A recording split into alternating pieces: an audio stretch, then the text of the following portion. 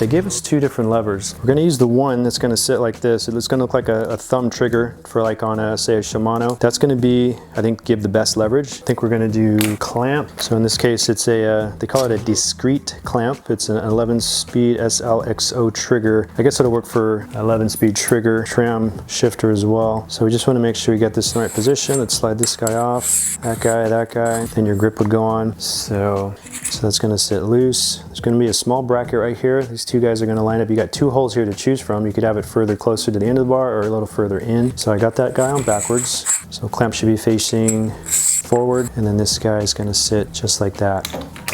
So let's go ahead and throw a little Loctite on our little clamp right there for the dropper lever. Whoop, a little bit too much. There, you just want a nice thin coat. Maybe wipe a little bit off, wipe that excess off.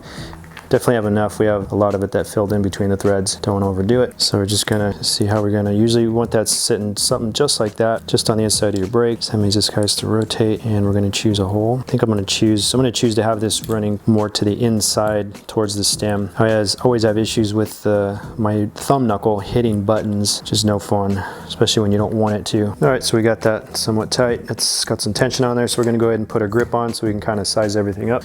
Just gonna go on like that, push that to the end.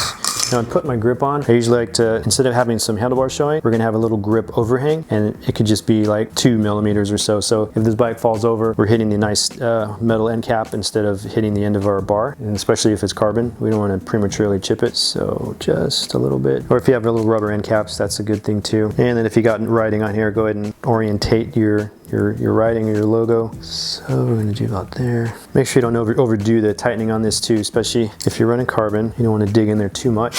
Just tighten it a little bit at a time, and then test it. See if you can do a really hard shift or a twist if it twists on you. But also keep in mind, if it does twist, you might gouge up the metal or carbon underneath it. So it's a catch-22, but I'd rather have it twist here at home than out on the trail. So that feels pretty good there. So now we can kind of orientate a little better. Just real rough. We'll go back and do this again. I usually like to throw a leg over and do this correctly. So we're just gonna kind of do roughly there. Tighten this bolt up and just slightly snug. And then we can rotate, orientate this guy. Grip here, boom, got that going. So that's decent for now. If we have to move a little bit, we can always go back. We're not going to do any major reconstruction. And tighten this guy up, and just enough to hold it in place.